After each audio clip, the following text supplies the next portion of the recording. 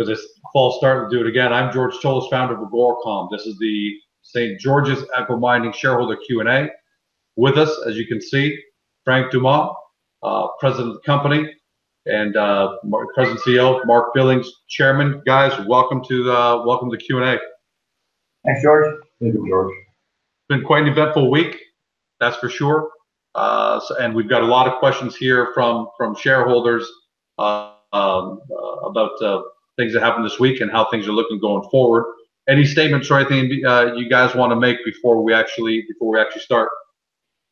Well, apart from the fact that we really wanted to do that, there were so many questions coming from shareholders. Both of us tried to split the workload and call back as many people as possible. And I'm probably at about 40% of the callback. So I'll start by apologizing to people I didn't reach yet. And probably over the next 48, 72 hours, I hope I'll be able to reach most of the people. And Mark has been on the phone also calling the institution and people he's worked with in the past to try to work this out. So I'm very happy that, George, you took time, and I know that you're in a tough spot right now, and that you were able to get that going quickly. That's going to help us. Yeah, family member of the hospital, but don't worry, we'll overcome that. All right, guys, so let me get right to the first question. For everyone who's watching at home, we've got all the questions here. We've got a document. As you can imagine, there was a lot of duplication in the questions. So you may hear your name, but you may not hear all of your questions because it's already been asked and answered. All right, but we've got everyone on this list, and looks like we're starting off first with Adam 1977, who says, thanks to all of you for taking time on a Sunday to do this.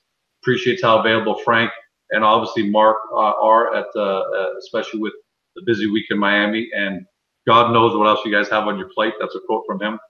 Question: will the corporate presentation provide any new information that has not been available yet? The answer is no.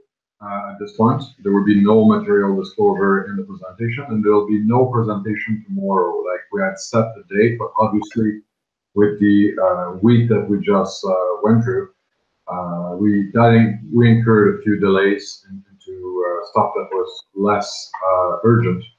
So that should be probably postponed for 1 week. That will allow us also to probably precise a few things that we would have not been able to precise and to go more in depth if we didn't have the week last week.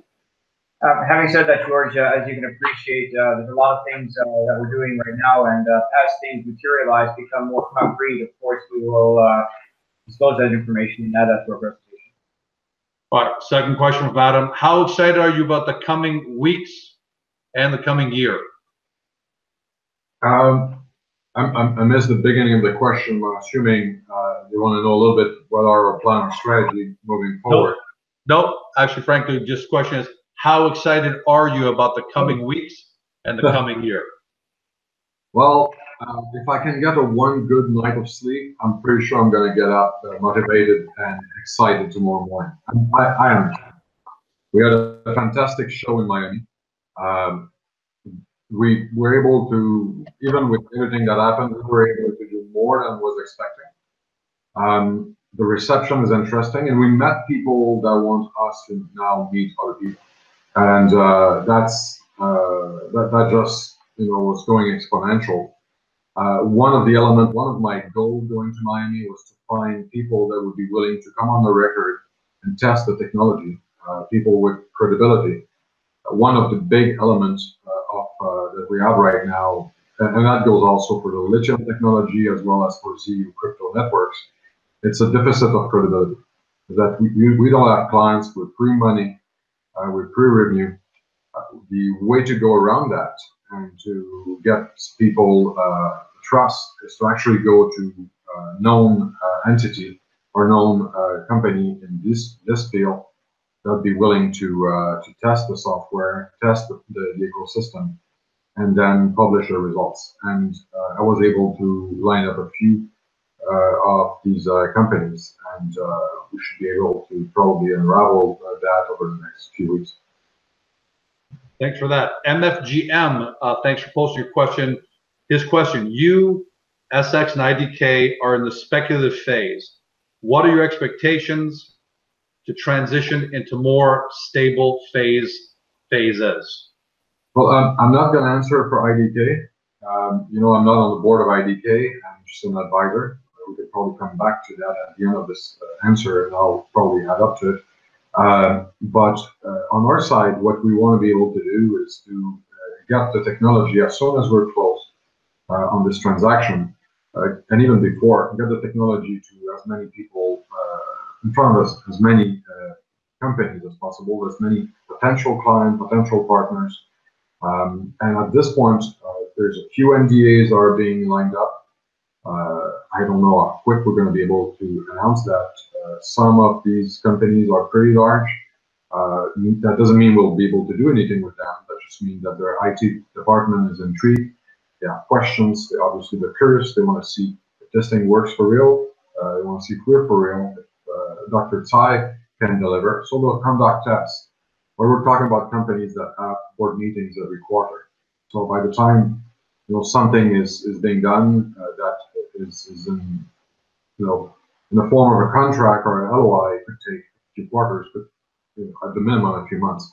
So what we've done over the last 5-6 days, and especially in Miami, and you've witnessed a few of these meetings, George, is going after startups that maybe raised 20, 30 million with VCs, that have a good product that's in development, that have good following, and we went to them to see if they were willing to test what we're doing, and really just introducing ourselves. And a few of them said, look, you're fixing half of the development. Can we actually do something? Can we test if we can run our application on your protocol and in your ecosystem? So obviously, I didn't say no to anyone so far. And we even some of them will be pretty small. Some are a little bit bigger. We really want to bring a bunch of people so that we have a good amount of third-party validation.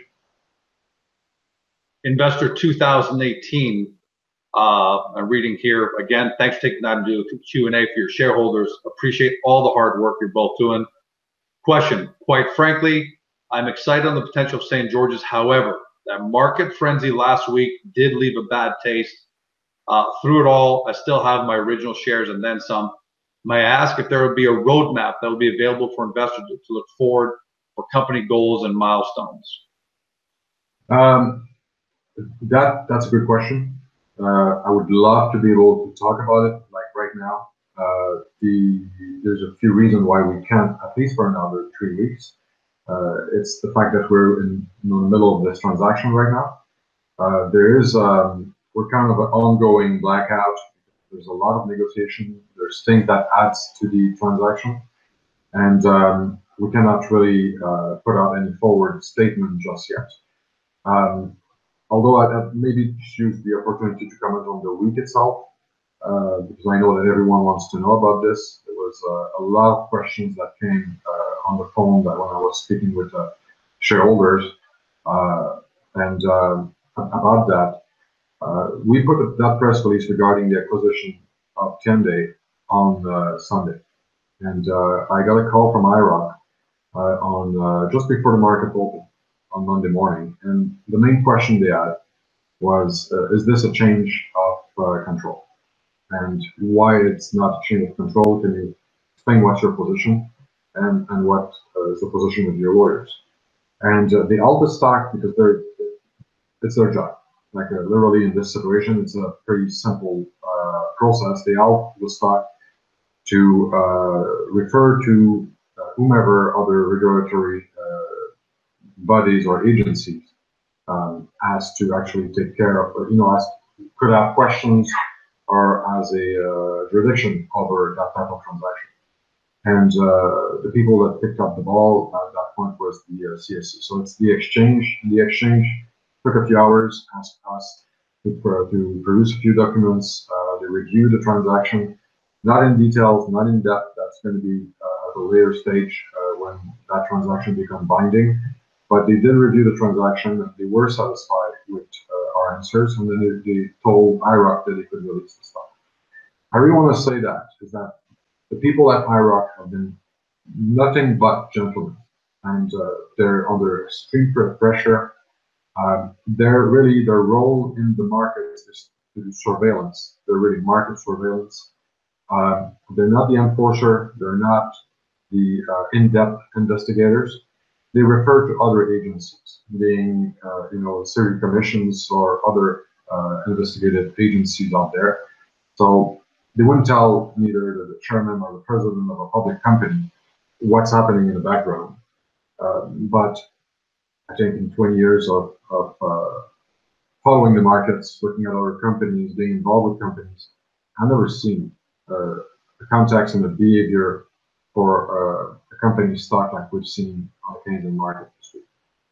It's not for a micro cap, not for a small cap company.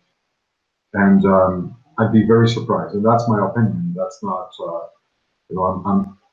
I have no way to confirm, but I'd be very surprised if there's not a few other regulators looking into this right. All right.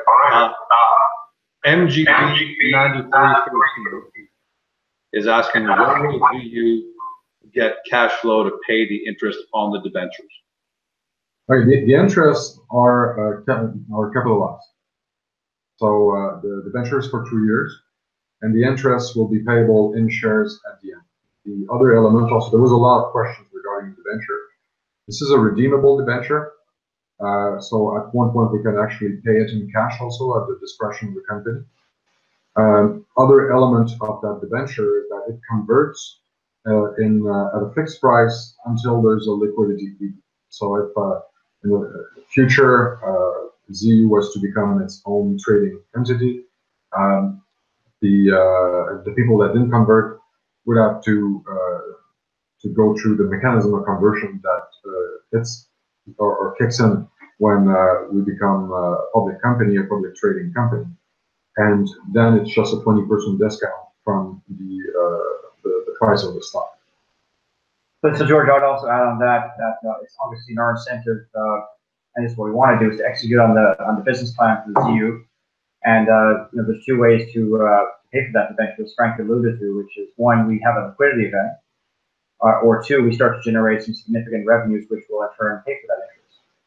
So, I mean, everything is been moving very fast with St. George. We want to keep the momentum for the company.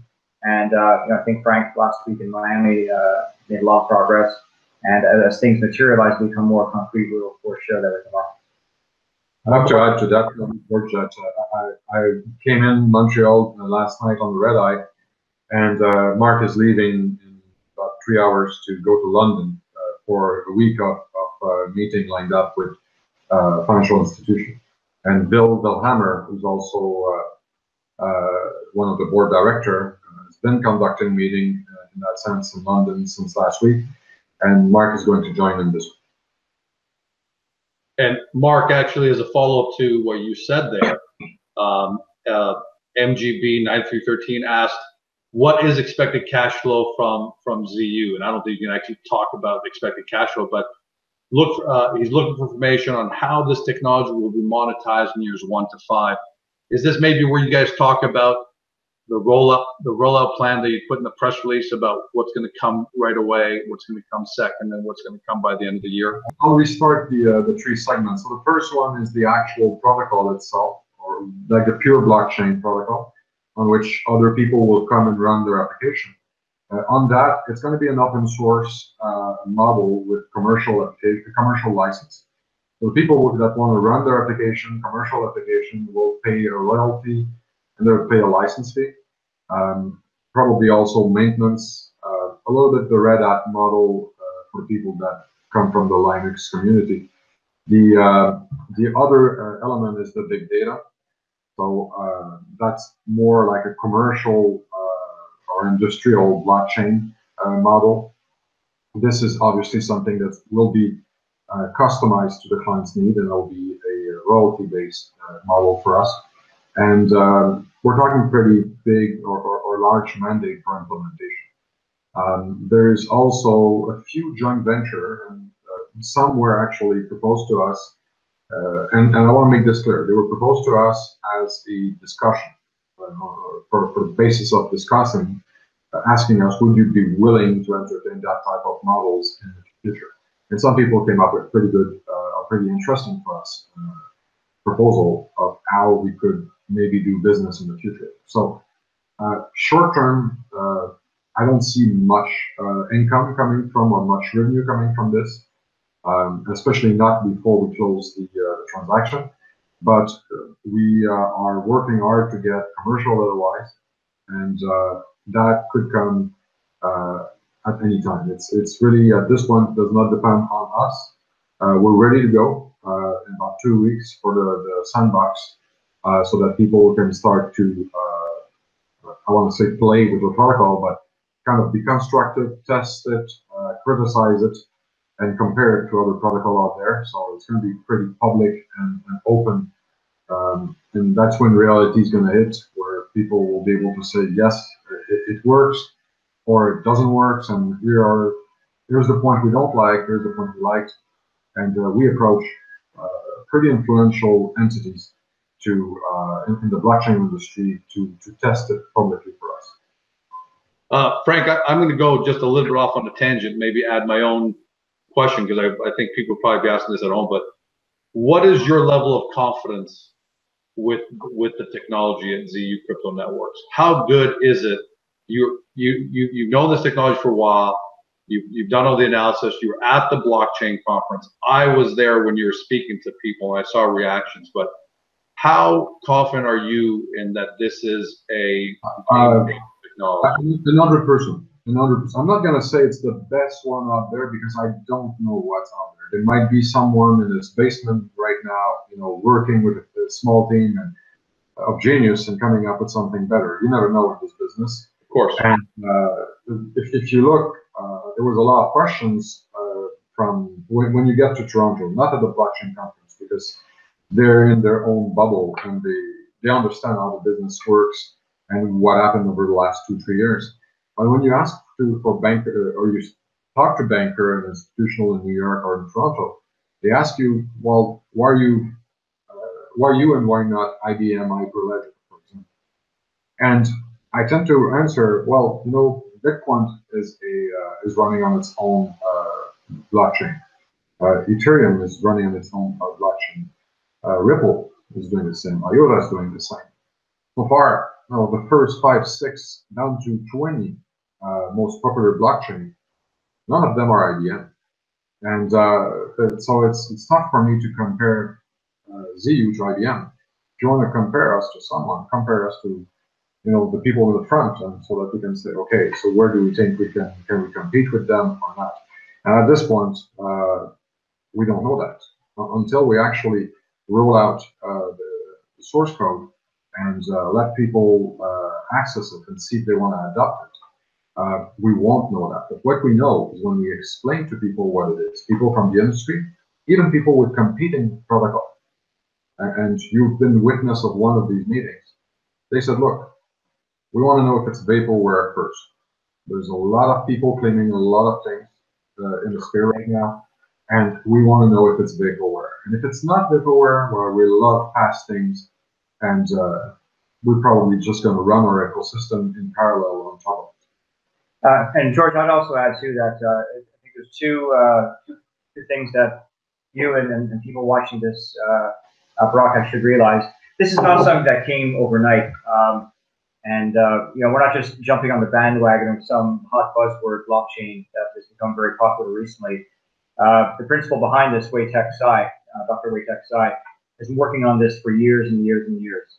And it's fortunate for us now that it's getting the attention it has in the market, and he's prepared and he's developed this technology. I would invite you, and I'd invite people watching this broadcast to Google Wei-Tek Tsai and realize that he gives us and this technology a tremendous amount of credibility. He's one of the foremost experts in this field and one of the most published authors in this space. So I think that is important to note. And Wei-Tek is someone who's worked with myself and Frank in various investment opportunities over the last 10, 12 years. And he's been on the board of St. George for several years. I would probably add something again to that, George. That's a good point. I think you saw me going into meetings. Every time we were meeting, we met probably about 30 different groups and had about 50 meetings, because some of them asked for second, third, and fourth meetings, up to one group actually followed me to the airport to make sure we could actually do go over elements and make a call with WATEC on WeChat.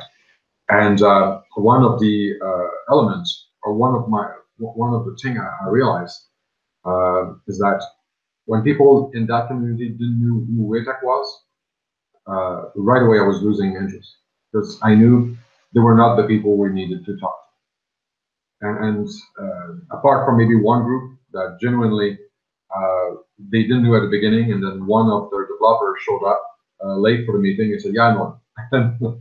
That apart from that, it actually was a good barometer to figure out if we should actually entertain doing anything with the people we're talking to. Thanks for that added color, and I'm glad I asked that question, actually. Tequila Willie is next up. Got a couple of questions. First one is, there seems to be a lot of uneasiness with the LOI and the non-binding nature of the agreements. Amongst many concerns he has, the question he has is how the Chinese government is responding / allowing a significant technology be taken over by foreign entity, foreign being the crypto networks. I will start with the Chinese element. There's two companies. There's two Tiandays that are sister companies, and one of the two is Beijing Tianday. That was asked a few times. That's not the one we're doing the acquisition of the assets. The one we're doing the acquisition of the assets owns the IP. That's IP that's been developed in the US, in China, and elsewhere. And that's also development that over years some shareholder figured out that I've been collaborating on that development since the late 2000s also. And some of it has been done in Arizona, some has been done in Minnesota, and in Toronto. And so it's not all IP in which the Chinese government has collaborated, but the agreement with the Chinese government is that, and if you want to do business in China, you're going to go see our Coca-Cola do it, or Microsoft and all that, you will always have some Chinese entity being your joint venture partner in China. So for China, we don't have exclusivity in China. It's Beijing Tianday, and Beijing Tianday is going to do business with ZU directly. So there's some cross-feeding for that. And the Chinese government is going to be the partner of Beijing Tianday for all of the Chinese territory. So from Hong Kong, the China mainland, and Taiwan. Everything else around the world, we're the exclusive holder of the license according to that agreement. So WATEC is also collaborating on both sides. There'll be collaboration in terms of development between the two companies. There'll also probably going to be some revenue for us from our relationship with Beijing Tianday. He goes on to ask, what is the appeal of the TSX Venture and CSC as a vehicle of listing? For example, Riot Blockchain, among others, are using reverse takeovers on Canadian exchanges to gain access to market. It would appear that Tian is following the same path. Why? I think it's a solid regulatory framework. Like the Security Commission are solid. People have trust in them. When I say people, I'm talking about like sovereign funds, institutional, down to retail investors. Well, obviously this week some probably lost faith a little bit in it, but I think what I could say, I've never seen the type of or the contacts or the type of activity we've seen on St. George, but I've seen similar in smaller volume, and I've seen the different Security Commission jump into get to take action, and I wouldn't be surprised in a few weeks, a few months, we hear a lot more about what happened and what's fairly still happening. And I'm not judging what's happening right now. I'm actually not allowed to even comment on that element at this point. But bear in mind, like again, like I said, I'm repeating myself. But from IROC, they've done their job. They've been supportive of us. It was very intense. when I landed in Miami on Wednesday morning, I had my first, and I left before the market. I was up in the air before the market opened. I had my first panic attack in my life. I thought I had a heart attack, and that nice little lady that was there was a nurse. Told me, "No, you're okay. Your heart rate is okay. You're having a panic attack." And I couldn't believe that I was having a panic attack. But I couldn't even call it back at that point because the shareholders were also trying to get to the bottom of it. And so many shareholders have had my phone number for all these years, where usually I was getting 1 or 2 calls a month from a lot of these shareholders. I was getting maybe 10, 15 calls a week. Now I'm getting 25, 30 calls an hour, and or texts. And that's, for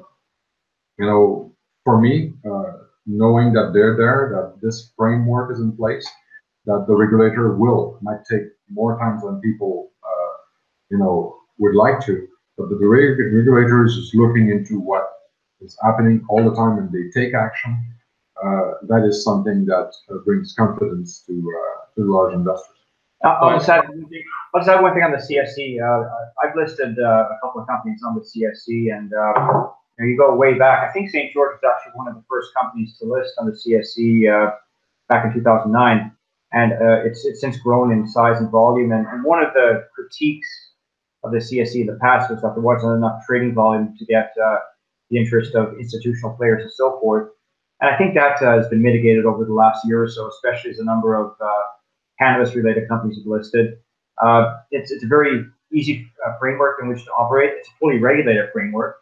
And I think it's a very useful platform, the Canadian Securities Exchange, in which to list a company like St. George, which is it's a junior cap company. It's emerging. It's going to grow, and an age and a stage. Right now, this exchange suits us very well. Maybe at some point we'll outgrow it. We'll see. But right now, we're very happy with being listed on the CSE. Mark, this was an exceptional week, and that's saying it lightly. So since we're talking about this, I know this question's coming up further up, but I want to try and keep everything relevant here so I'm not bouncing around.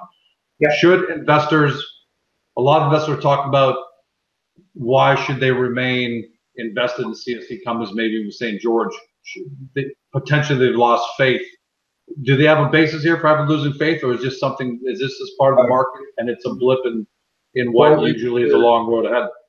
There's one thing that's clear, is that, again, we're not allowed to comment on the market activity per se, but let's say the activity that we saw, right now, the only way to fight back for us, and I had someone in my surrounding that used to say, if you don't bring a knife to a gunfight, is to actually go and get a few friends and some ammunition. And that's what Mark is doing in London. That's what we're doing on the phone, is to actually try to prepare the institution for when this transaction closes to be ready to come and help. And the other element is that we need to build a fundamentals. And that's the key to the growth of this company. That's the key to get like I said, we have a credibility deficit. To get the trust back is to grow this business. It's to get people that are from outside our network of influence to sign agreement with us, to decide to do business with us, so that we can show the people that this thing is actually deployable in the commercial, on the commercial scene. And George, just like add one thing for the comfort of shareholders. We've had this question a lot over this past week from the regulators. Are we fully disclosed? The answer is yes. This is the same company that existed a week ago.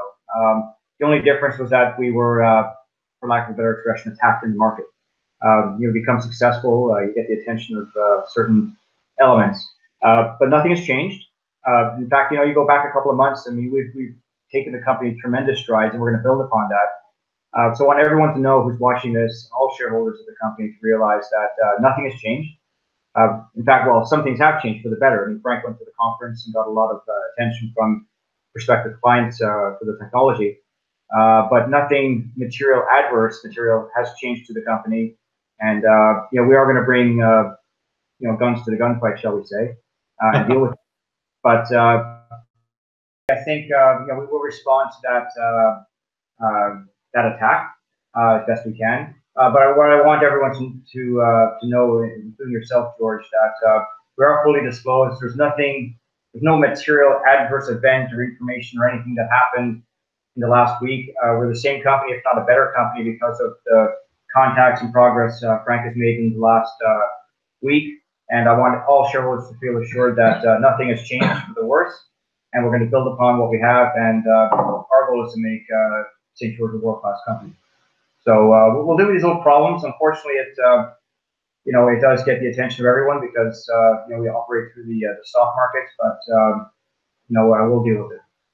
One of the questions, George, that came, I don't know if it's on the list, but some people ask what type, if all the activity this week, what type of problems, if it caused any problems, delay, or anything like that. Right, I want to ask you that, so I'm glad you're dealing with that. Okay, so right away, on the actual transaction with Tiende, it changed nothing.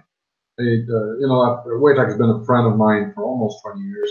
The only thing I heard is in being a shareholder, kind of asking me, why don't you find out what's happening?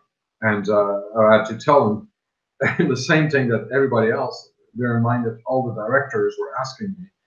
And I was telling I'm as flabbergasted as everybody else. And the dust will settle, we'll move forward. We're not going to spend 3 weeks trying to figure out what happened. There's people better tooled, better equipped to figure out what happened that will most probably tell us very soon. And for us, we're just going to build up.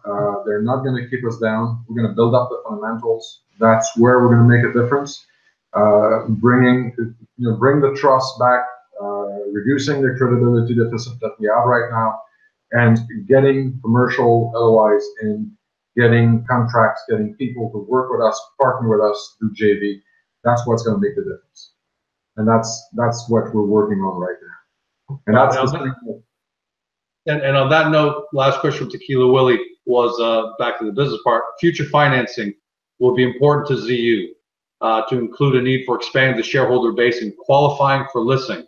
Has ZU considered a private financing plan similar to what Green Organic Dutchman used in the marijuana sector? If not, what's planned in the approaching time frame, or what's being considered should this agreement become binding? Well, I'm surprised the lawyer are not barging in to stop the conversation. But this is, unfortunately, yes, we do. There's plans. We cannot disclose it just yet. At the closing of the transaction, and I'll go back a little bit because I think that we kind of surf on top of the non-binding LOI element. The LOI is non-binding because we do, on our side, certain rules, and we have some level of fiduciary duty to review the transaction independently, to translate in English and under Canadian GAAP and actually under international rules and standards, the accounting of Tiende and the other company involved. And when we sign the final document, and that becomes part and it's absorbed into ZU, we will have to sit down with regulators and provide them with all these documents. And the time or the duration of how long St. George will be out for review of that transaction will be directly linked to how good we did our homework right now. So that's, but bear in mind there's 7 lawyers at Macmillan working on this full time. It's a very large transaction, and there's auditors in, there's independent evaluators, and everyone is working overtime to get this done. But we wanted to make sure that we don't end up with a company that's halted for 3 months and that I have to spend half my time with the other directors to explain to the shareholders that we're halted because we were missing some documents. So at this point, we're really advanced in the transaction. I don't know if it cuts before the lights. I've known Waytech for 20 years. We communicate. We spend about 4 hours on WeChat and different other platform from 11 at night to often 3 or 4 in the morning. Waytech is a workaholic, is a 7 days a week type of guy, so we're at least 6 days a week I talk to him, and a few hours in the morning also. So this is going, and he has a good team. He has his team of lawyers on his side also. There's a lot of people involved. So even if, like I said, I will probably go to bed right after this today to recuperate.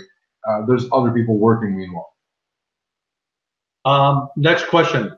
Now, I think George, I'll interrupt you there. There's another thing also. Someone asked on that same vein of questions if it had any effect on the debenture or the financing of the debenture. Right, I want to get to that. Yes, the question is yes.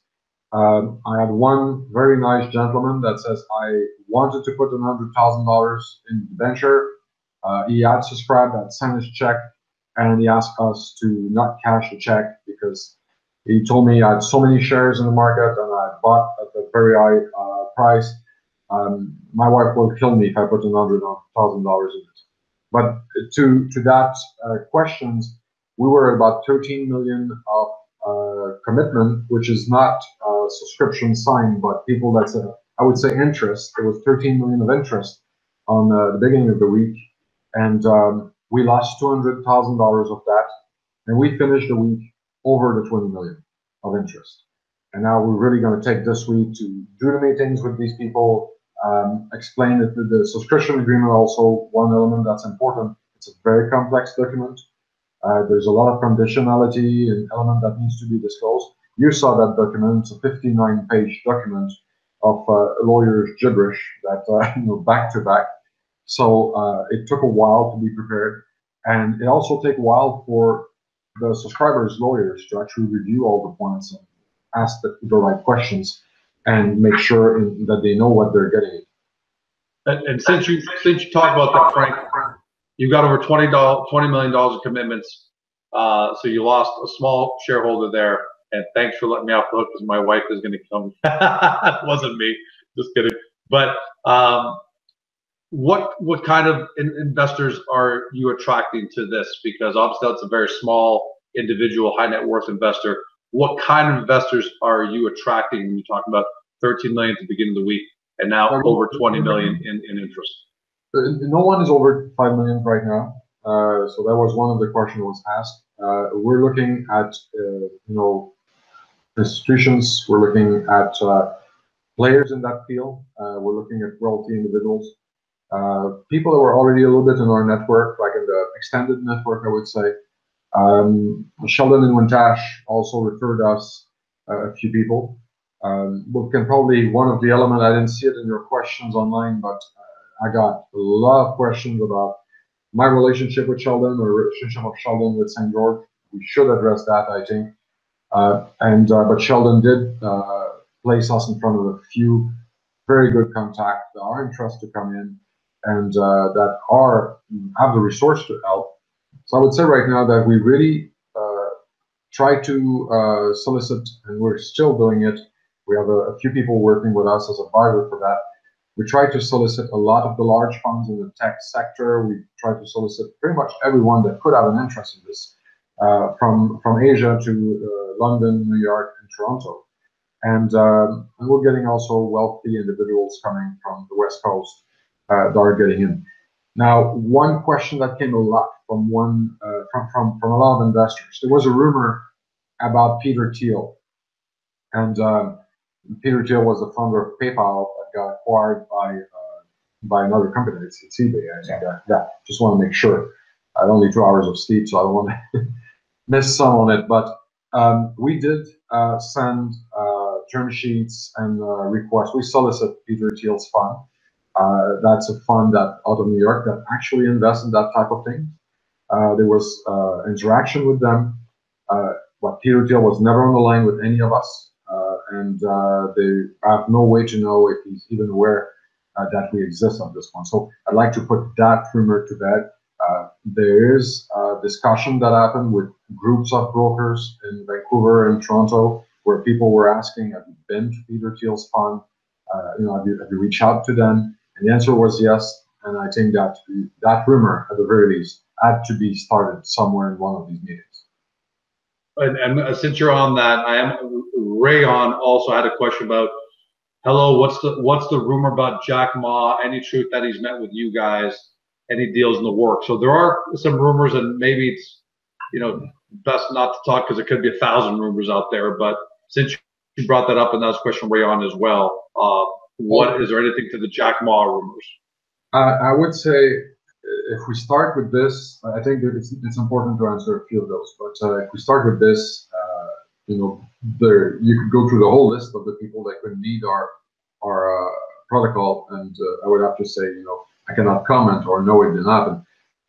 Jack Ma actually has an investment club in Hong Kong, and he invited at the end of the year in December, he invited Waytech to present to a group of investors who are part of his club, large fund managers, some wealthy individuals, and Jack was very impressed. Actually, was very happy with the presentation, and they invited Waytech right away to come back a second time, and that kind of doesn't happen that often. There was also discussion about where Waytech was seeing his valuation for his ecosystem, and there was discussion coming from the people that work with Jack Ma about if they were to put a term sheet or if they were to acquire, what he would be willing to take. And but nothing concrete, and I want to emphasize that. I want to make sure I underline that it's not something concrete. It's something very normal in our business, where people are going to say, "So, what do you think will be your valuation? And if I was to give you X amount tomorrow morning, would you be willing to do X, Y, Z with us?"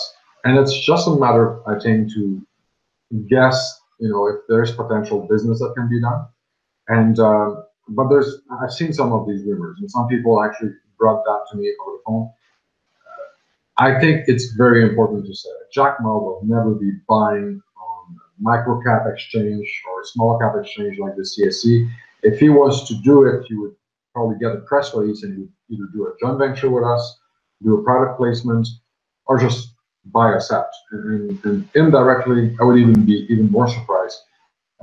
Right now, there's still communication with some of these people, and I think what we see is interest from satellite company around Alibaba that are either owned by Alibaba or partnered with Alibaba that have been referred by these people to do due diligence on what we're doing.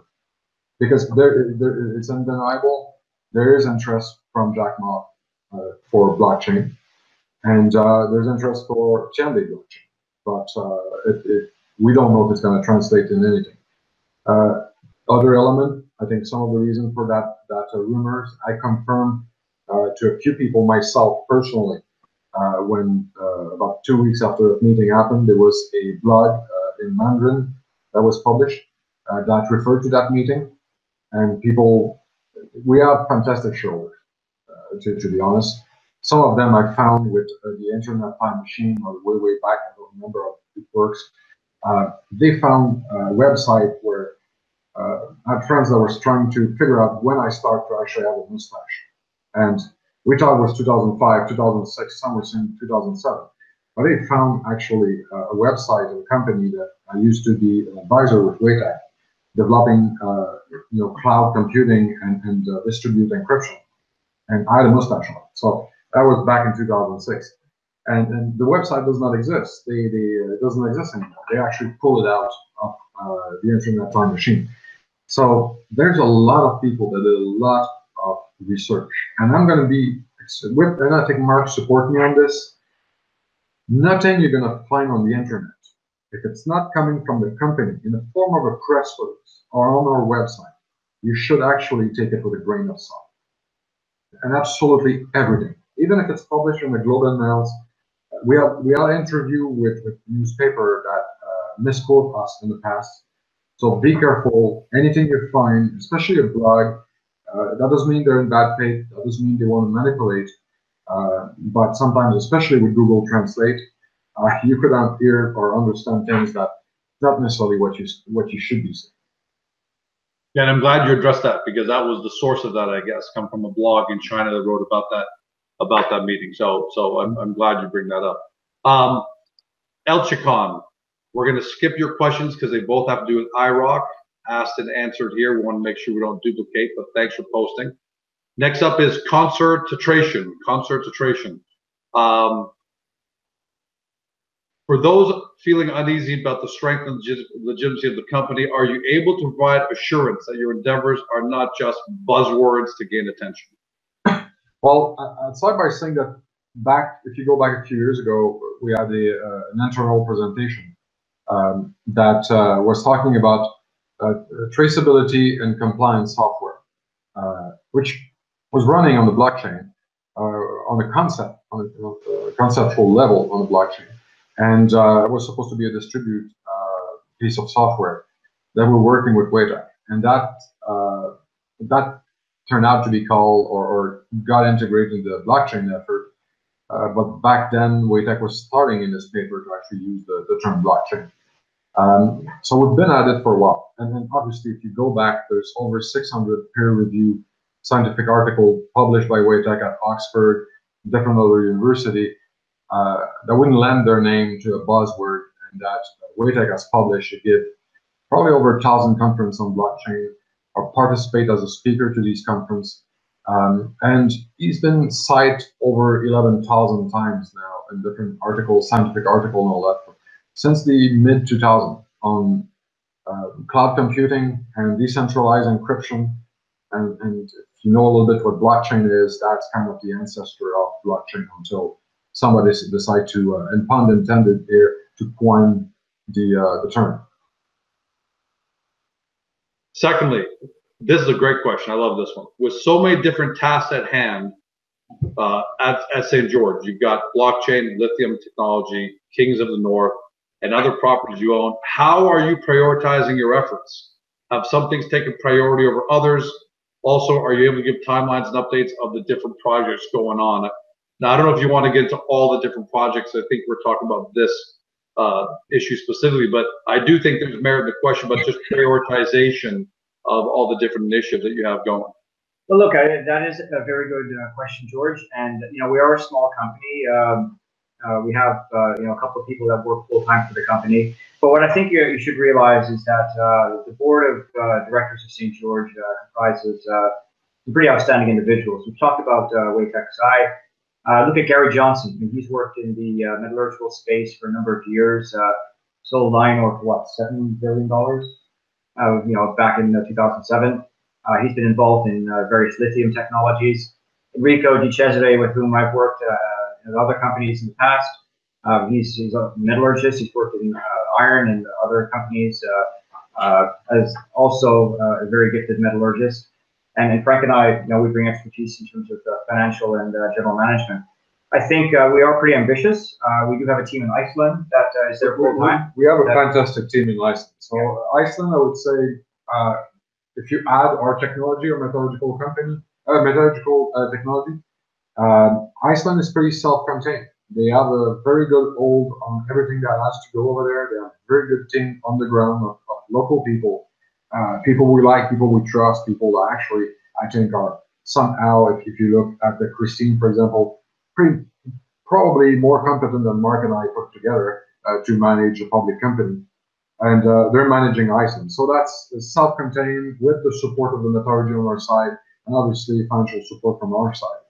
On Mark's, Mark's going to run with Kings of the North. Mark's been running a lot of companies over the last 15 years. He's going to bring a team with him also. We're going to build up that team so that it's also self-contained. And Z is going to be self-contained. So you might see, and I can promise you, I cannot tell you yet because that would be material, but you're going to see some change in the management of St. George proper. To really reflect what we're doing there, to be able to increase raise the volume, I would say, and increase the activity, and you're going to probably see a shuffle so that some of us can take a more hands-on approach inside of ZU, and some actually continue with St. George. And just one final point, George. I think one thing I like about the board of St. George is that everyone brings something to the table. Everyone brings something different to the table. And I think the priorities we have, blockchain technology with ZU, lithium, Kings of the North. I think our approach is to get the talents of our board and divide and conquer with each of those priorities. Thanks for that.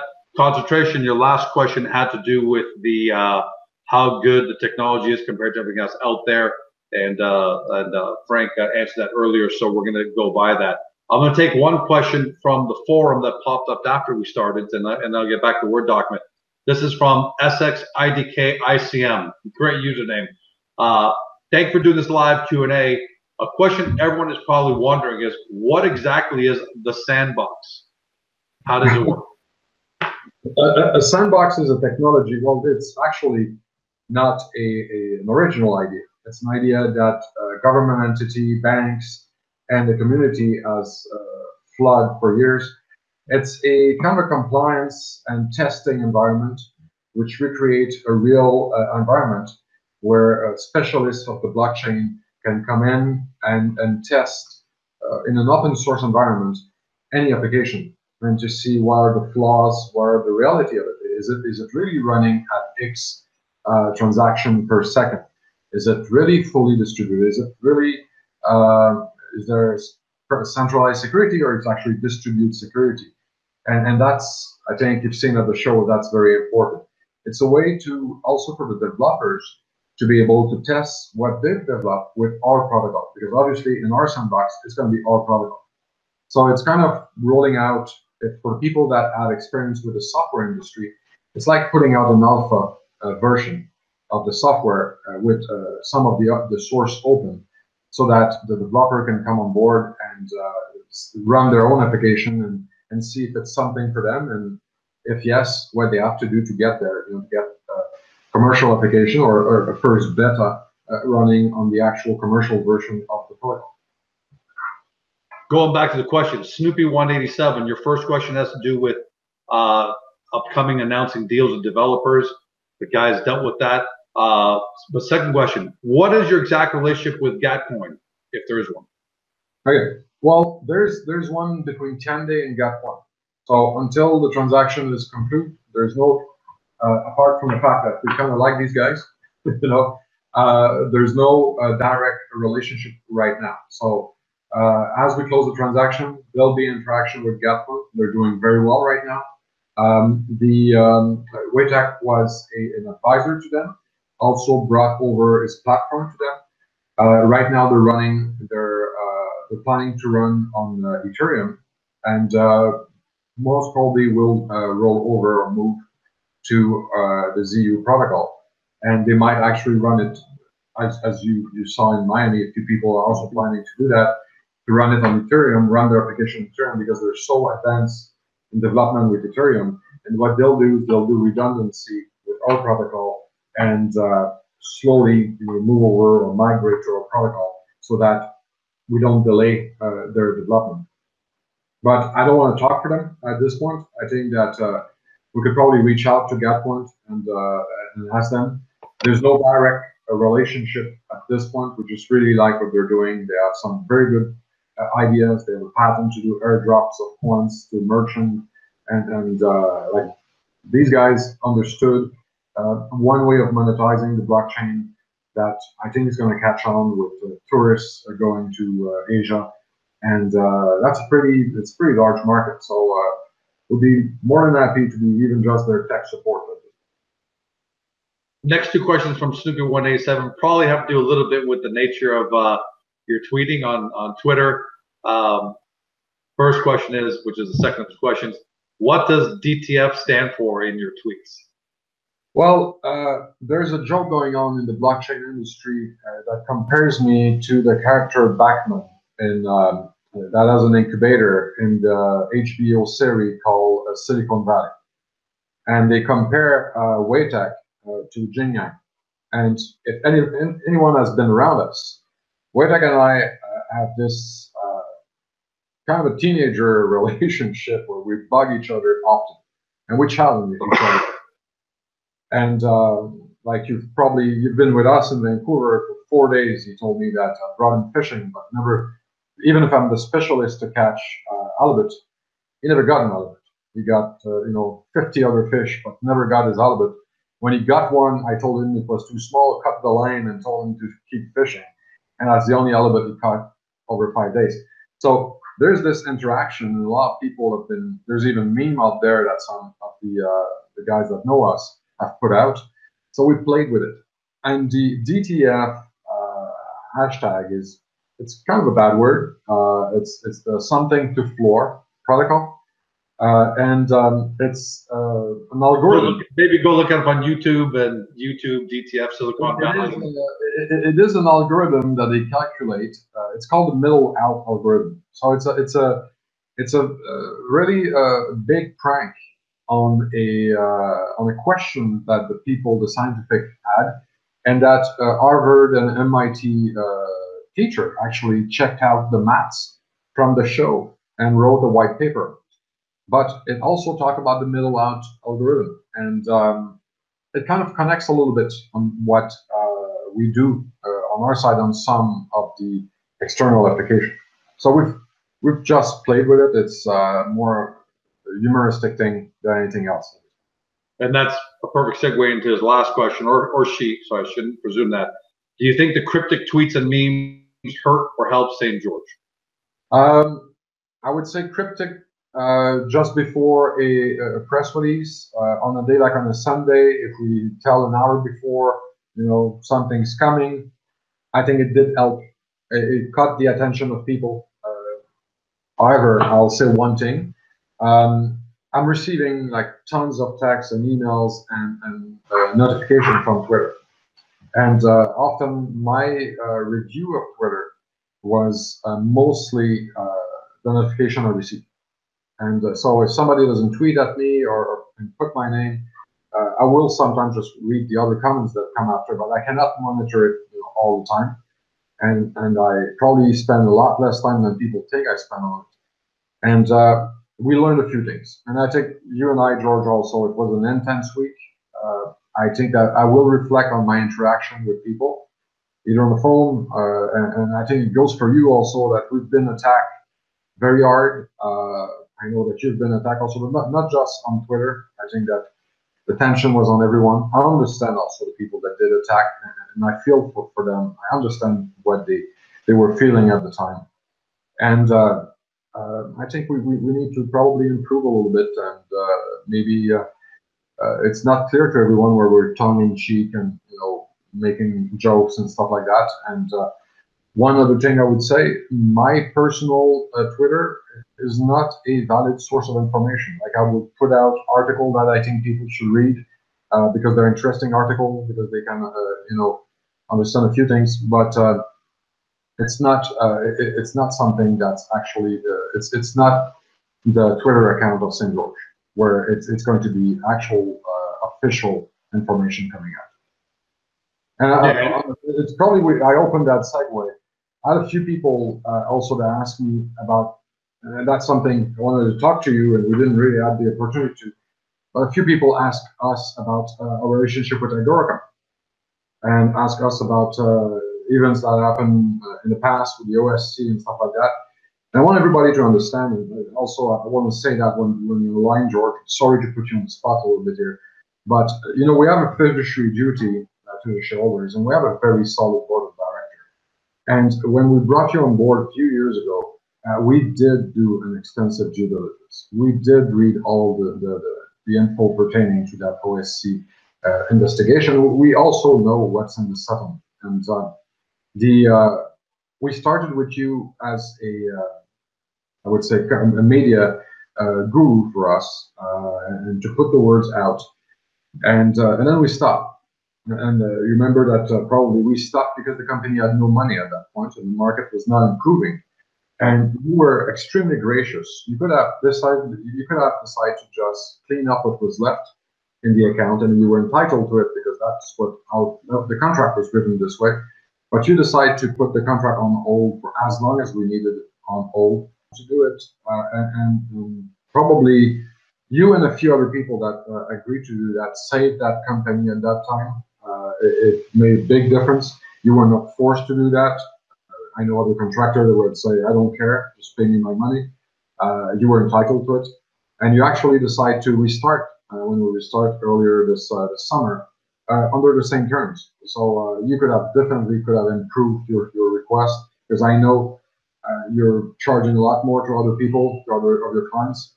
Another thing I said to a lot of the shareholders that had some concerns about that is that we could also go to all the other clients that you have. Some are pretty big company out there, pretty in the spotlight in the market and ask them what do you think of your work. And I, for in my case, and I think Mark also, is that so far we're happy with what we've seen and what you've enabled us to do.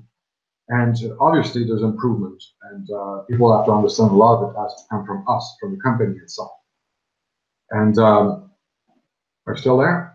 Yep, absolutely. So, and we think, and based on what we've seen over the last few weeks, that we can probably even expand your mandate to help us reach out to potential clients and do some business development. And for the same people probably that were asking me about Sheldon. Now, Sheldon Wintash is somebody that Mark and I have known of Sheldon for probably 20 years. Mark has known him for longer. Mark has done a lot more business with Sheldon than I've done. I just got Sheldon involved with we just got one investment from Sheldon, one of our company, in the late 2000s. And we connect through you actually, because Waytech asked about one company, and without getting too much in details, because now that's something that's in discussion. But I saw that Sheldon had you under contract, and that ties back in what you're doing. And you got Sheldon in touch with us, and we talk, and we realize I can bring to IDK a web of contacts in the blockchain business, where he could actually take an equity position or do some financing for these people. That will definitely help us in the relationship with these people, and vice versa. He can do what he's done over the last week or so in Miami. He was very helpful at booking meetings with people that I don't think would have taken a meeting otherwise. And he has also put us on the phone and in front of very large financial funds that are buy-side funds that are showing an interest that they would probably not have taken the time of the day from us without Sheldon. So this guy has a golden Rolodex. Some people say, well, he's probably pressuring you, giving you advice. He doesn't. I think we get along. I know his past. I've known him for a long time. I can do extensive due diligence also. We set boundaries. We're learning to work together. So far, it's extremely productive for us and for the shareholder of St. George. And from what I've seen, it's also pretty good for a shareholder of IDK in terms of the people that we're able to send their way also. And if you look at the board of directors of St. George, Sheldon is not on board as an advisor. Same thing for me on the other side. I don't think that any of our people will accept to be bossed around by Sheldon. By the way, MFGM did say something by fluke. It's the next question up. It says, Frank, Sheldon, a tip of the cap to you and the team for holding this Q&A, even though Sheldon's not holding the Q&A. But much respected, a past Pine Tree investor says thank you. So I think it's just a fluke that's. Let me add to this. Let me add to this that we're probably going to have a better connection this week. Paul Benwell in Montreal. Paul is an ex-floor trader, nice gentleman, a guy I like a lot. He organized these get-together. It's an investment club. It's open to the public. I think you just have to confirm. And Sheldon Bentran, which is Crypto Ben, which is a cryptocurrency influencer. And I and Mark, actually Mark won't be there. Yeah, that was not planned, but Mark was supposed to be there. But we'll be there, and we're trying to get Waytech via live video conference.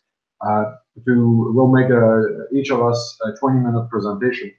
I will be able to do a little bit more of, I don't want to use the term education, but a little bit more of information on the actual technology. And Waytech is exceptional at. You've been in one of his presentations, George. Oh, it's fantastic. He's a very good.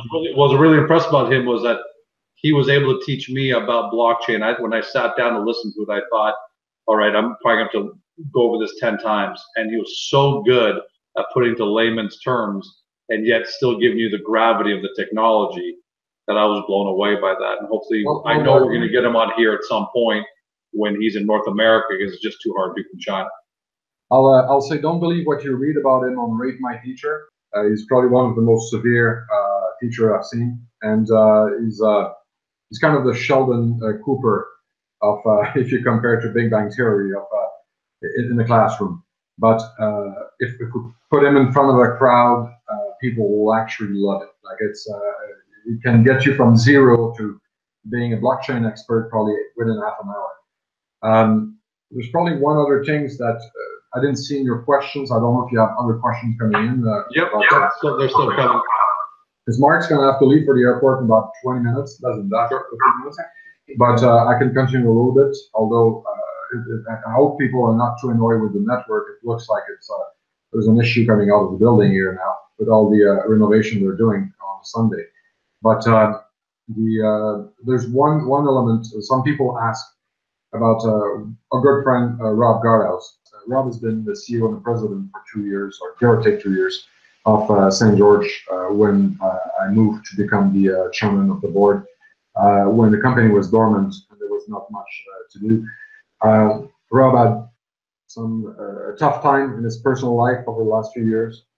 And he asked us a lot over the last year or so if he could help us, even if it was volunteer work. He loved to spend time with us, go to show, interact with people.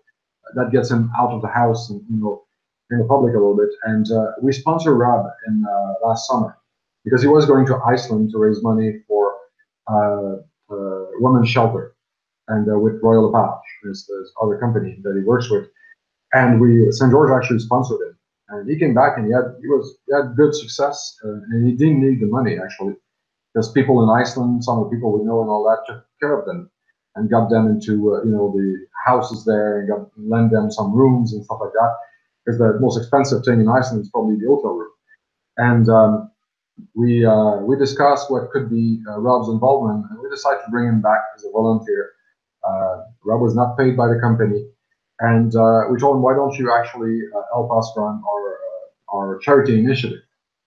So Rob really got great success with that, kind of got ahead of himself. He's a big supporter, he has a big heart, but I think he really got caught in the trend. Like, he never used Twitter before, and suddenly he woke up with 300 friends there, and he really got, it got over his head. Like, he got on the water with this, and I've actually reached out. I know that when I saw some of the posts, some of the communication, I asked Mark to call him, and because I was out of communication, and we're gonna end all the discussion with Rob moving forward. Like, I like the guy. Just too bad that he might have gone way too far on some of his comments, and that's why right now his account is protected. And on that note, Simon W. has a question that may be related to this, and I don't want to say it's related to Rob, but rumors that XX was in Palo Alto working with big players, rumors of Ripple, Google, Tesla, Alibaba. The question is, are you working with any of these companies, or was all part of the short campaign to pump and dump, or to pump us up? Okay. So let's, I think we did address, that's okay, that's a legitimate question. Like, from the exterior of the company, I do understand why this question is asked. It's been asked a bunch of times on the phone also, so it's not something I didn't answer already. Well, I think we covered Alibaba and Jack Ma earlier. We didn't cover Tesla. Tesla, I think there's no, we do have contact of people that interact with Tesla. There's no direct connection with Tesla just yet. But we think, and I'll be very candid with you, Tesla has this reputation of contacting pretty much everyone out there. And I know that they've contacted some very early stage lithium company that work with us.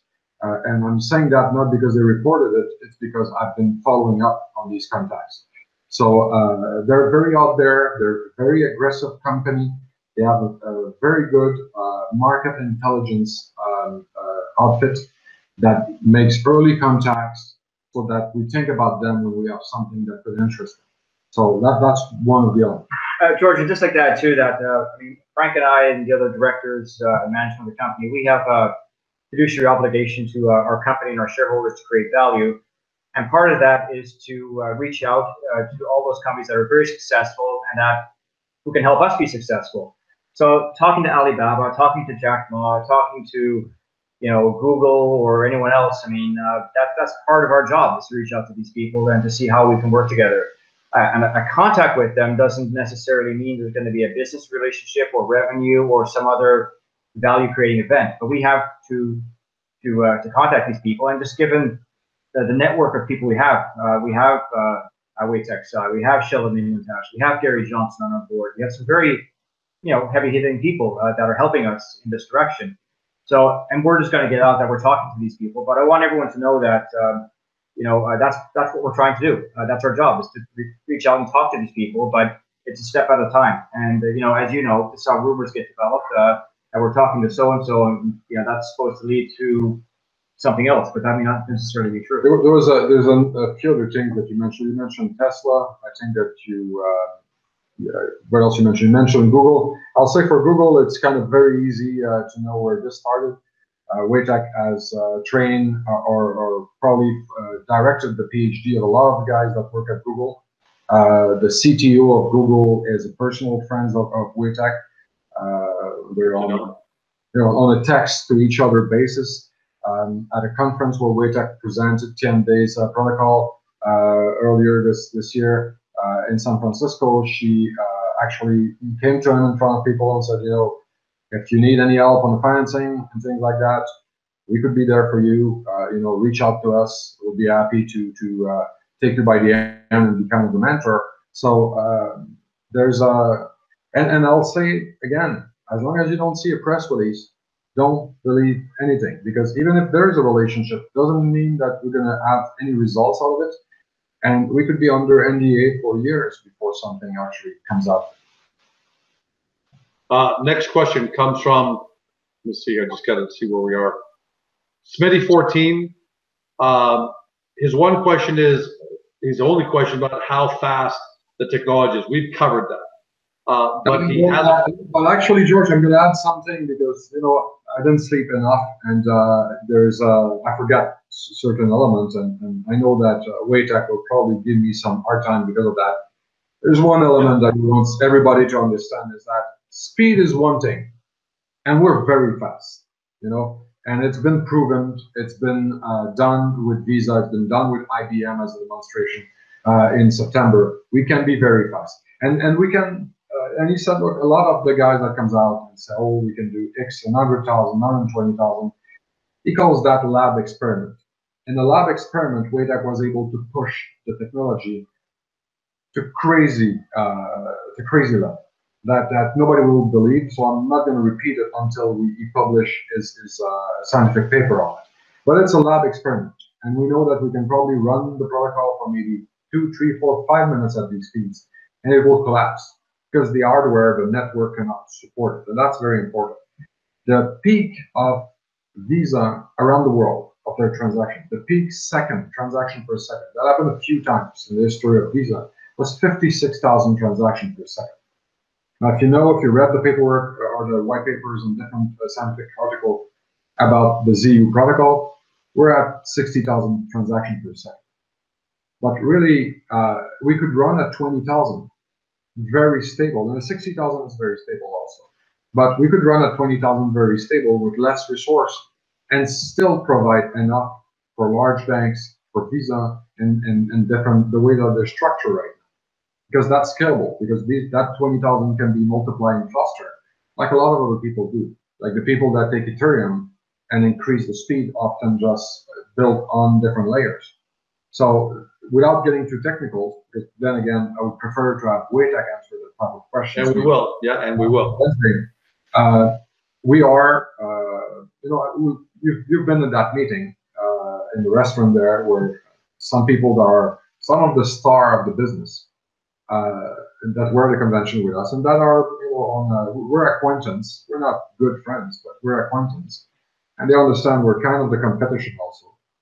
Eventually, if we are able to get to their level, because they're pretty solid. They were impressed with that element. Like but they were asking the same questions. Are you a lab experiment, or are you something that can be stable and scalable? So that's speed is one thing, scalability is one thing, and stability is one thing. And there's very fast people out there, but they don't have the two other elements. Yeah, and I'm glad you brought that up because that's exactly what Smitty's question was going to be, comparing to Hashgraph, thousands of transactions per second. A lot of people should understand that those are apples and oranges quite often compared to ZU. Correct, Frank? Well, Waytech was able, and that you're going to see that it's public knowledge if people have read the paperwork. Like we've been able to push this historically to 120,000 transactions per second. On the surface of the planet, there's not that many organizations that had peaks like that. But someone said this week that it's the field of dream theory. If you actually put out something that can do that, well, people will start to use it to the maximum. So you build it, and they will come, type of thing. So you cannot stop there. But we know that we could sustain peak for a limited period of time that goes as fast as that. And I cannot tell much more than that. This is what's been published in the public domain. But we're improving on it, obviously. We're still working on this. We still have dozens of guys working on this right now in the lab and improving on it. Yeah, but I can't wait till we have Waytech on here to give his description of what I saw, because it wasn't just transactions per second, but it's what he could do within those transactions with trust and verification, all those that other people just can't do. So that was really exciting, and we'll save that.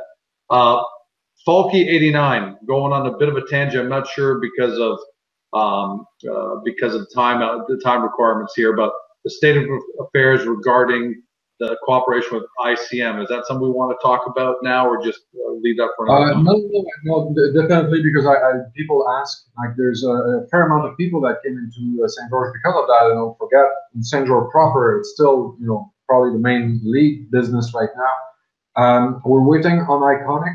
They are going back on their Bonnie Claire project to pick up some material because we ran out of material there for the testing. We will also, we actually already started to reach out to other companies in that area to see if they could provide us some material. We would pay on our side, like we have our own expense, but just to be able to compare with their material and our technology.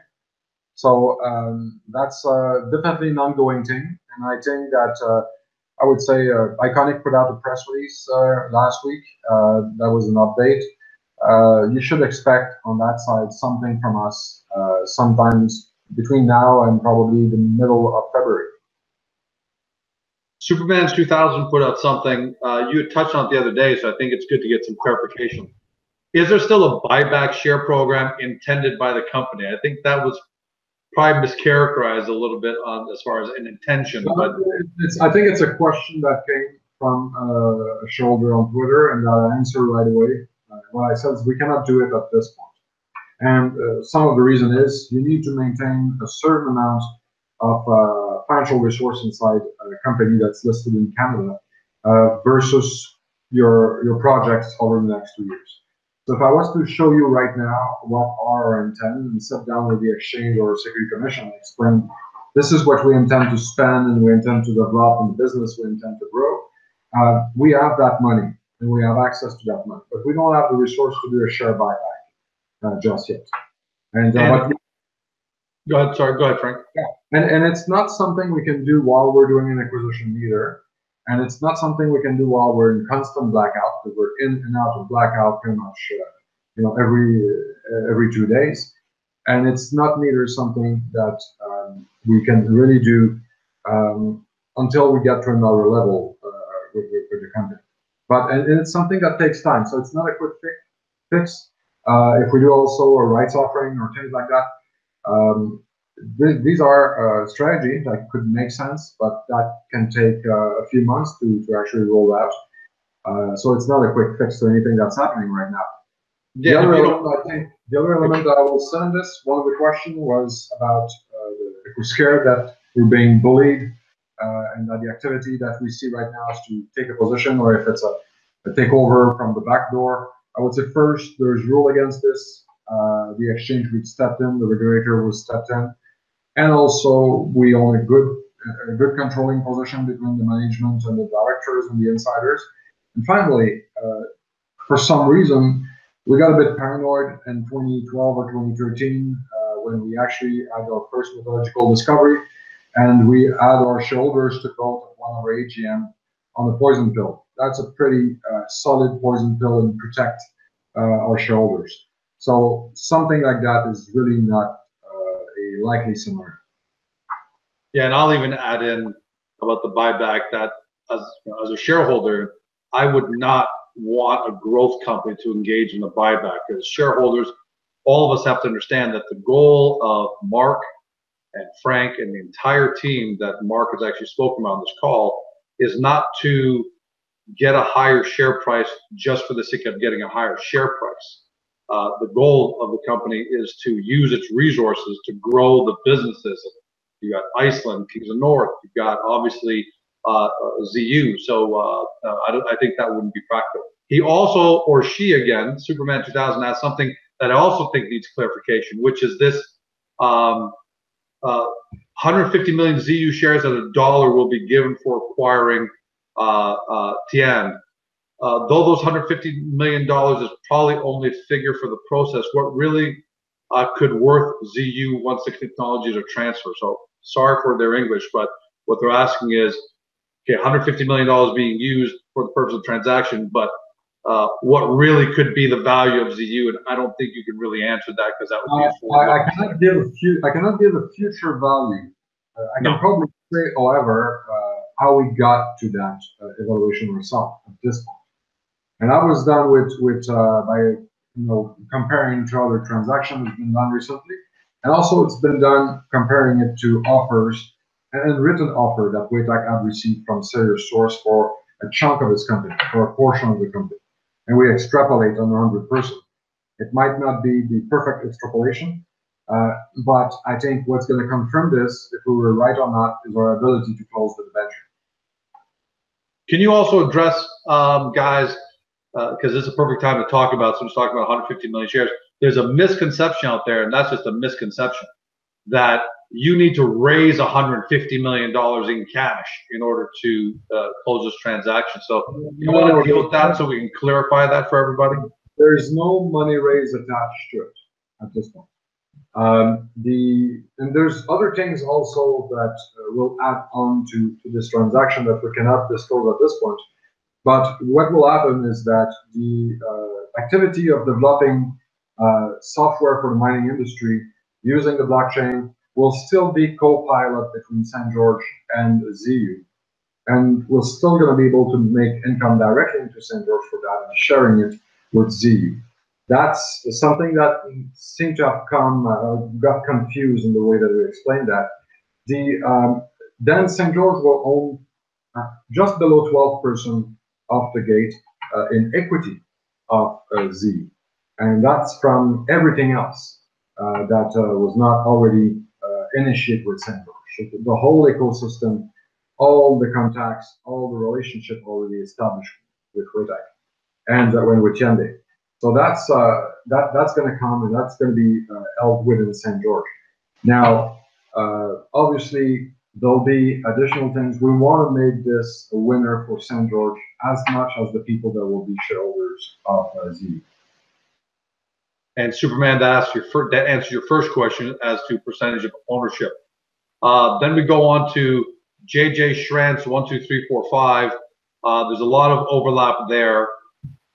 Question is, what development is happening with the nickel property? We haven't dealt with that. Is that something you want to deal with here? Oh, well, definitely. We want to keep this one a little bit under the radar for strategic reasons.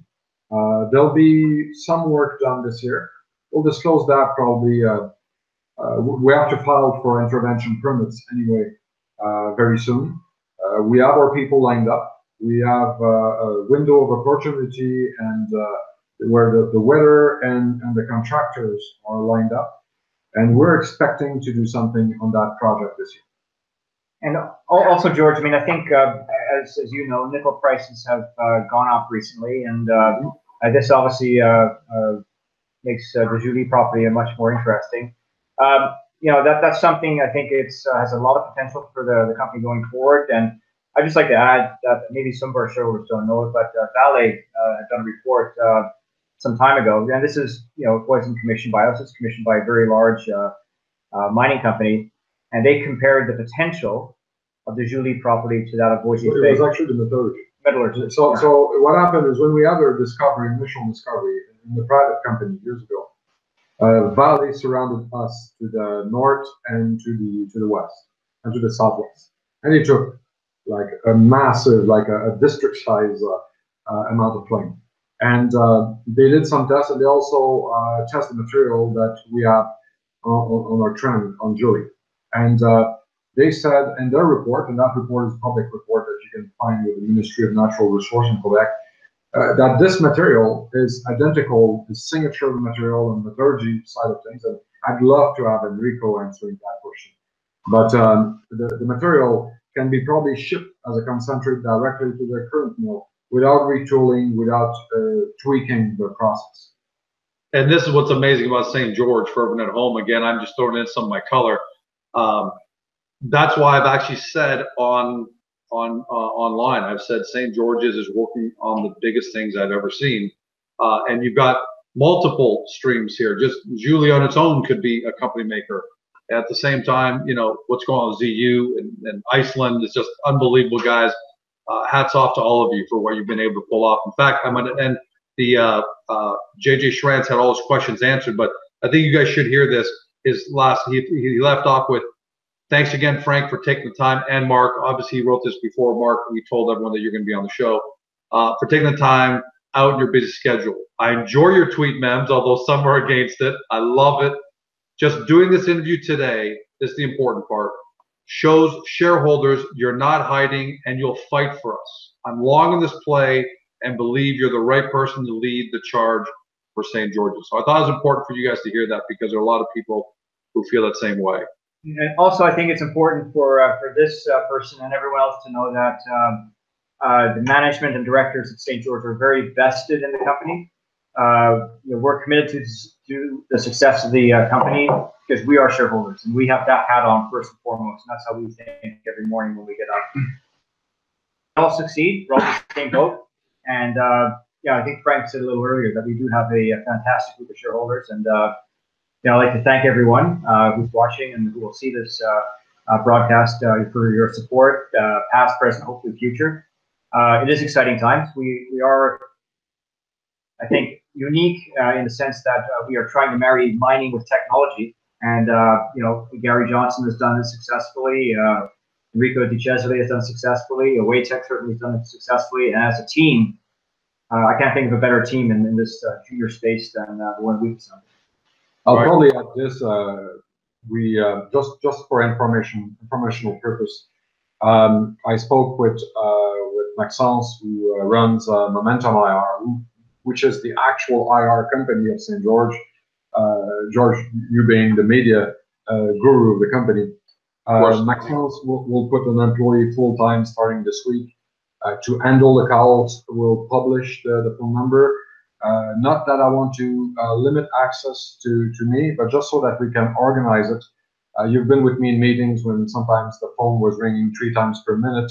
We couldn't even make a phone call. You couldn't even make phone calls. You're trying to actually get a line out, and their phone was ringing. And I was the one who actually said, Frank, all shareholders, if they were here, would agree you've got to hand off these responsibilities to somebody else, because we need you guys running the business. We'll someone starting this week that will be able to take the phone number, organize take the calls, answer the basic questions, and lined up after that calls for me. So every week I'm going to probably save a block of hours to call back shareholders that will call through that system. And George, also, this is the beauty of working with you at Agoracom, is that I'm sure out of all of our shareholders, most of them have a lot of the same questions. And by having a forum such as this, enables us to communicate more efficiently with all of our shareholders. And, if we don't get back to people right away, they shouldn't take that as an affront.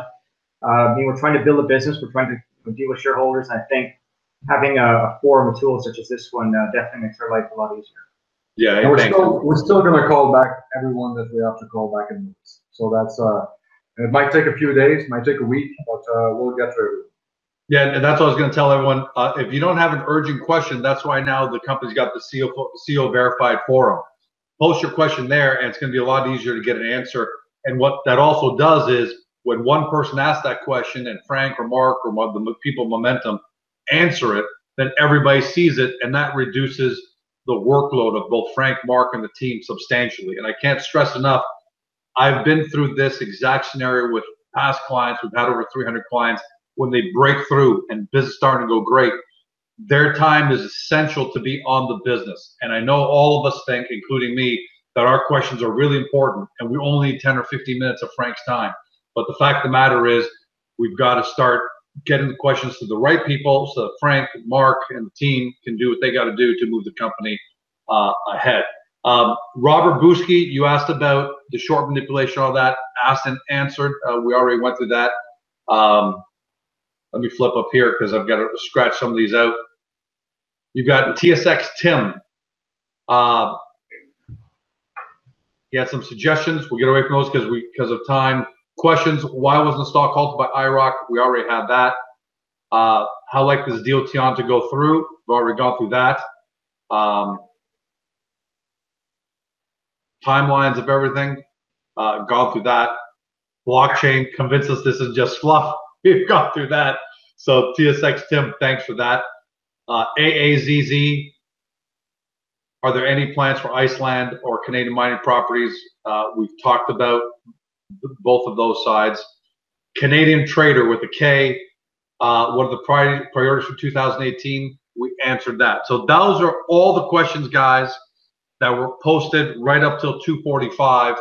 And there are a couple of questions. I'm just going to flip quickly online just to see if there are any duplicates. So thanks to Bridgen 107, that was asked and answered about what happened this week.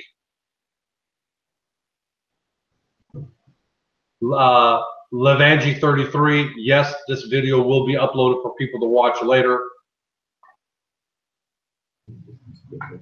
And it looks like a lot of the other questions. Thanks, Mike Hardy, talked about Sandbox. Same thing. Josh Ram, the lithium technology, we've talked about that. Ben Van Riekum, thank you for asking about Sandbox usage. Yep, we definitely answered that. So yeah, you're right, Mark. This does help when we do this kind of thing. Jay Shantz, yeah, had that. So it looks like, guys, we've pretty much covered everything that was out there. And if you happen to post something in the last few minutes while we were doing this, our apologies if we didn't get to it. But we also got to make sure we get Mark off to the airport. But if we find questions online on the forum that haven't been answered yet, I'll make sure the team knows about it and provide you a written answer over the next couple of days. All right, gentlemen, before we sign off, I'll leave last comments to you. Lots gone by this week. Great answers today. Lot to look forward to. Great answers. I'll leave the sign off to you before we say goodbye to everyone as to what you want shareholders to really know coming out of this and how strong we are going forward. I think I think over the last couple of years, it's really come to fruition. Now we've been able to build a small company that has a lot of potential in a number of areas. We have a big potential within the Julie Nickel project. We have tremendous opportunities in Iceland. We're the only company that has the mineral resource rights in Iceland. We have two lithium experts on our board, and we have a very interesting opportunity with Iconic and with ZEO, the blockchain, and how that can revolutionize that industry and with the applications to the mining space. I think any one of those, if we can succeed, will be a company maker. I think it's our job as management to devote attention to all four of those. We have the resources, we have people with expertise in that. And I think that's what makes St. George such an exciting company, is that it does marry the resource space with the technology space. We have tremendous opportunities, and I think I'd like to thank shareholders. Last week was kind of crazy. I'm not discouraged. I don't think Frank is either. It's been rock and roll, but we're going to move onward and upward. We're going to devote our time and attention to execute on our plan. And if we can succeed in doing that with the people around the table and the people that we will bring to the table, then I think we can create the kind of value we think we can. We should all be very happy one day. Frank, any last words from you? El Capitan?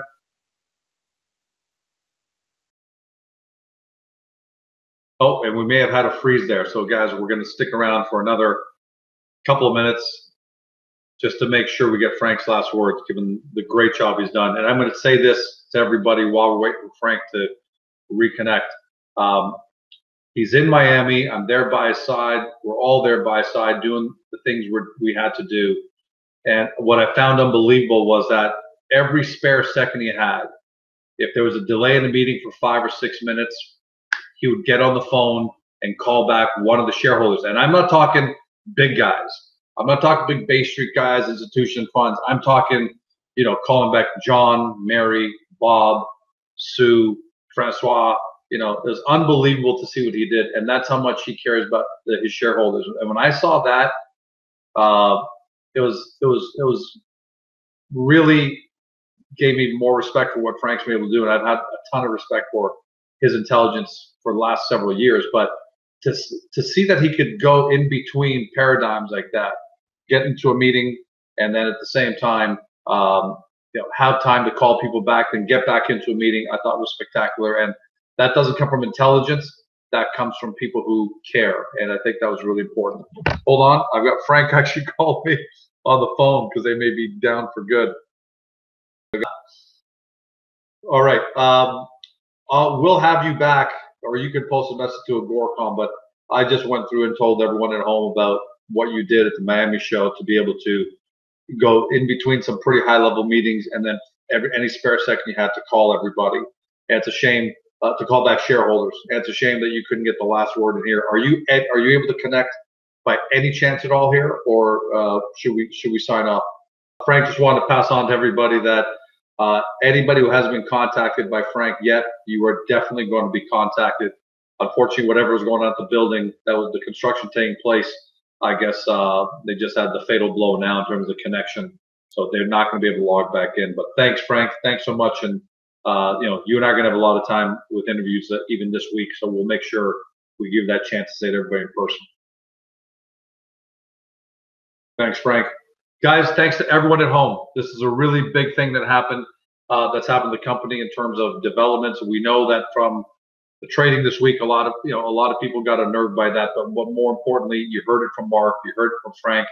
It's all systems go. No one's deterred. Nothing has changed whatsoever. In fact, Frank was open and honest enough to say that in the debenture funding, there was one individual high net worth investor that pulled a $100,000 investment. But that was in the context of the book of commitments going from $13 million to over $20 million. So despite what happened, things are still getting better on that end. We want to thank all the shareholders for the time you took to submit questions, the time you've taken to kind of try to hash all this out this week. We know we had some other characters to deal with, but that's not to be discussed here. But thanks to everyone for doing what you're doing, and get into the Agoracom CO verified discussion forum.